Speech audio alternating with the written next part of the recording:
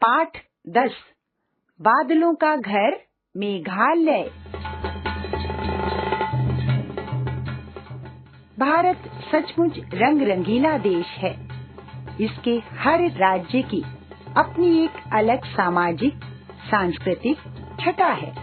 ऐसा लगता है जैसे सभी राज्यों में यह होड़ लगी हो कि वे भारत की अद्भुत सुंदरता के रंग रंगीले गुलदस्ते में अपनी भी एक अलग खुशबू और रंगत जोड़कर उसे और भी आकर्षक बना दें।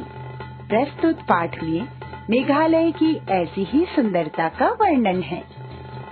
हमारी पृथ्वी पर सबसे अधिक वर्षा जिस स्थान पर होती है वह मेघालय राज्य में ही है। प्रकृति की अनमोल धरोहर गारो, खासी और जयंतिया की पहाड़ियां इस राज्य में फैली हुई हैं। ब्रह्मपुत्र नदी से दक्षिण पूर्व से हवाएं इस घाटी में प्रवेश करती हैं। शिलांग पर्वत उन्हें आगे बढ़ने से रोक लेता है।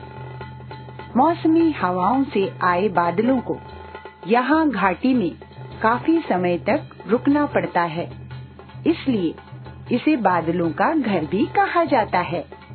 उत्तर में असम और दक्षिण तथा पश्चिम में बांग्लादेश की सीमाओं से घिरे मेघालय राज्य के भूभाग का वर्णन रामायण, महाभारत व पुराणों में मिलता है। प्रथम मुस्लिम यात्री काजिम ने अपने यात्रा वृत्तांत में यहाँ के रसीले फलों, लोहा, सोना, तांबा पिघलाने, रेशमी कपड़े बनाने की कलाकारी और चीन से व्यापार का उल्लेख किया है।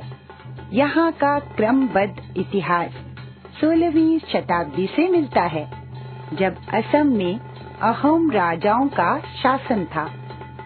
अंग्रेजी शासन के आरंभ में यहाँ के राजा तिरोत सिंह ने अंग्रेजों के छक्के छुड़ा दिए थे।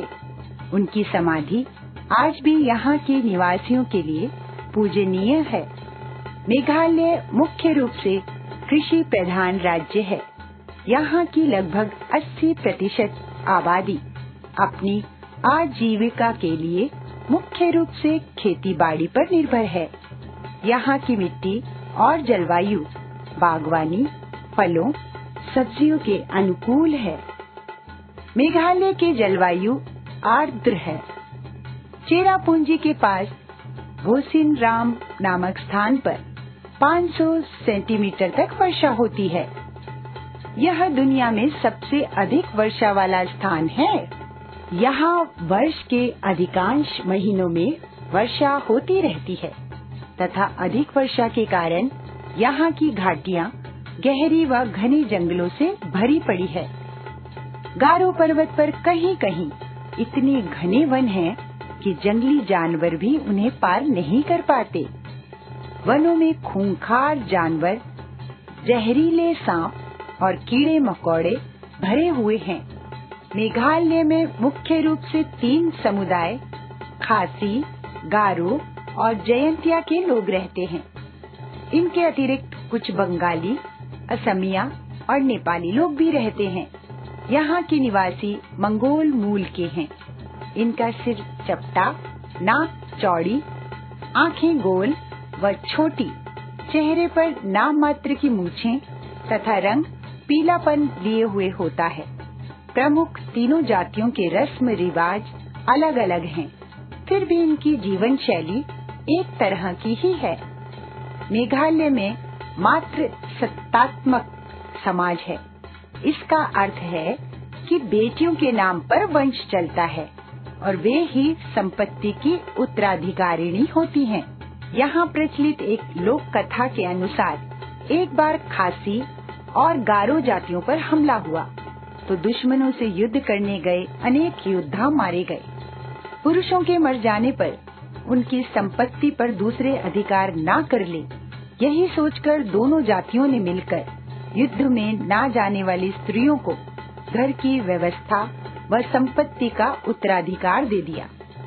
इस व्यवस्था के अनुसार विवाह होने पर लड़की ससुराल नहीं जाती, बल्कि पति उसके घर आकर रहता है।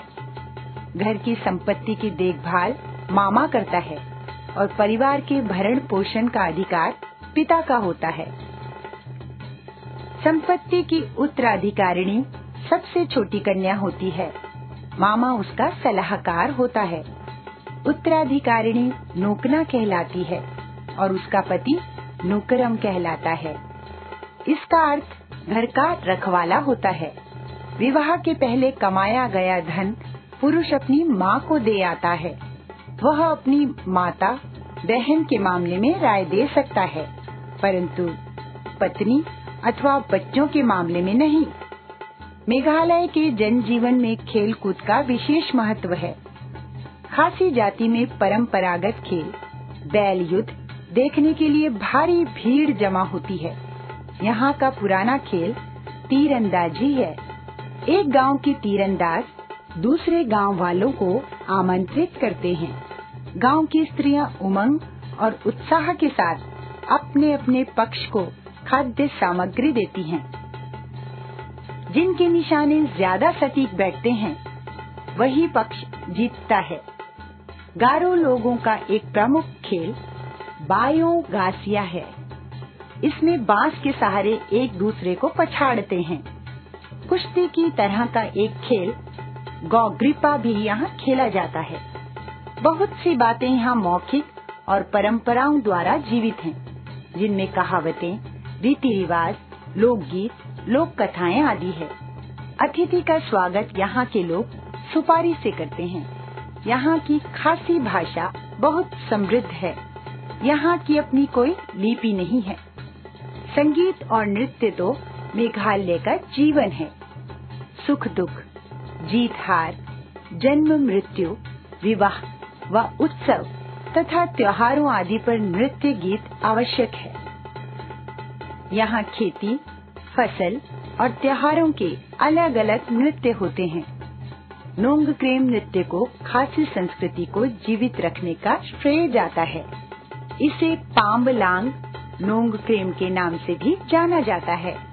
खासियों का यह एक प्रमुख त्योहार है। इसे मेघालय का प्रांतीय नृत्य कहा जाता है। गारो जाति का प्रमुख त्योहार वोगला फेस्टिवल डांस है। इसका अर्थ है चावल के पाउडर को फेंकना। धान की फसल घर आने पर नवंबर दिसंबर में इसे एक सप्ताह तक मनाया जाता है। यह ईश्वर के प्रति फसल के लिए कृतज्ञता का पर्व है। गारो लोग अपने देवता सलजोंग सूर्य देवता के सम्मान में अक्टूबर नवंबर में एक सप्ताह तक चलने वाला त्योहार वांगाला मनाते हैं। त्योहार के अंतिम दिन एक साथ 100 ढोल बजते हैं। मेघालय को प्रकृति का अनमोल वरदान मिला है। इसकी राजधानी शिलांग भारत के सुंदर हिल स्टेशनों में से एक है। यहाँ की सबसे ऊंची चोटी शिलांग पीक है। सन 1874 में कर्नल हेनरी होपिडेसन ने शिलांग शहर का निर्माण कराया था। यहाँ उच्च शिक्षा संस्थान व महत्वपूर्ण कार्यालय हैं। शिलांग से 50 किलोमीटर दूर चेरापूंजी नामक स्थान है। यहाँ जाने के लिए घुमावदार सड़कों, गहरे दर्रों और खाइयों के निकट से रोमांचक सफर पूरा करना होता है। शिलांग से पहले 1864 ईस्वी तक चेरापूंजी ही यहाँ की राजधानी थी।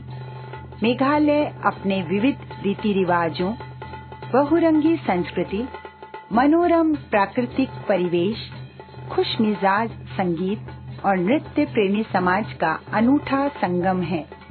हमारी भारतीय संस्कृति की विशेषता अनेकता में एकता का जीवंत उदाहरण है।